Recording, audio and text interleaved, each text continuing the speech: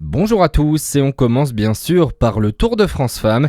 C'est la Norvégienne Sigrid Oxeth qui a remporté hier l'étape jurassienne entre Genève et Poligny. Échappée à 88 km de l'arrivée, elle s'est imposée en solitaire et s'empare également du maillot jaune jusque-là porté par la néerlandaise Lorena Wiebes. Cette troisième étape était également l'occasion de mettre en avant le Jura avec de belles images du département tout au long de la journée à la télévision. Place aujourd'hui à la quatrième étape et les coureuses sont toujours dans la région. Après une étape accidentée hier entre la Suisse et le Jura, on a le droit aujourd'hui à un contre-la-montre individuel entre Gevrey-Chambertin et Dijon. Présentation de cette étape avec vous, Zachary Bro. 21 km, clin d'œil aux chiffres du département de la Côte d'Or, mais une étape qui ne sera pas forcément de tout repos. Après du plat, place à la mi-course à la première pente, 6,9% sur 1,8 km à Marsanne-la-Côte, puis un petit kilomètre à 4% pour atteindre Corcelles-les-Monts. En ligne de mire, Dijon, avec les 9 derniers kilomètres très roulants et plutôt descendants.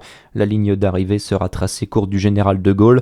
Dijon qui a déjà reçu le Tour de France féminin sous ses diverses appellations à plusieurs reprises, en 1987 en marge du Tour masculin, en 2005 et en 2008. Et premier départ un peu après 14h30 pour une dernière arrivée aux alentours de 18h. Demain, ce sera le retour d'école avec les derniers kilomètres dans notre région entre Mâcon et Belleville-en-Beaujolais dans le Rhône. L'actualité chez nous ce matin, c'est aussi ce violent accident hier soir sur les routes de Saône-et-Loire. Une voiture a terminé sa course dans un poteau en béton à Autun, selon nos confrères du JSL. Deux jeunes de 16 ans ont été blessés dans ce choc, dont un plus grièvement. Ils ont tous les deux été transportés à l'hôpital d'Autun. Un partenariat au service de la protection des territoires face à l'évolution du risque de feu d'espace naturel.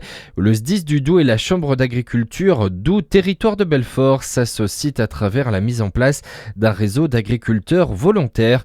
Ils pourront venir en appui des pompiers lors de certaines interventions. Pendant ce temps-là, en Gironde, la quasi-totalité des 220 000 évacués ont pu regagner leur logement. Le feu est fixé depuis plusieurs jours et les habitants de l'âge Cap Ferré du Porge sont retournés chez eux hier. Plusieurs campings ont aussi eu l'autorisation de rouvrir en fin de journée.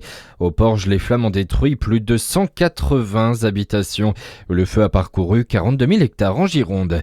Dans le Var, en revanche, l'incendie reste problématique selon le préfet. 1500 pompiers mobilisés, 4600 hectares de forêt ravagées. De nombreux moyens aériens étaient encore sur place hier. Et puis 2 ans après les Jeux Olympiques, Paris accueille une nouvelle fois des épreuves de natation dans la Seine à l'occasion des championnats d'Europe. On a rendez-vous ce matin avec le 10 km homme, mais aussi cet après-midi avec la course femme sur la même distance. Voilà pour l'essentiel de l'actu. À suivre votre météo sur Fréquence Plus.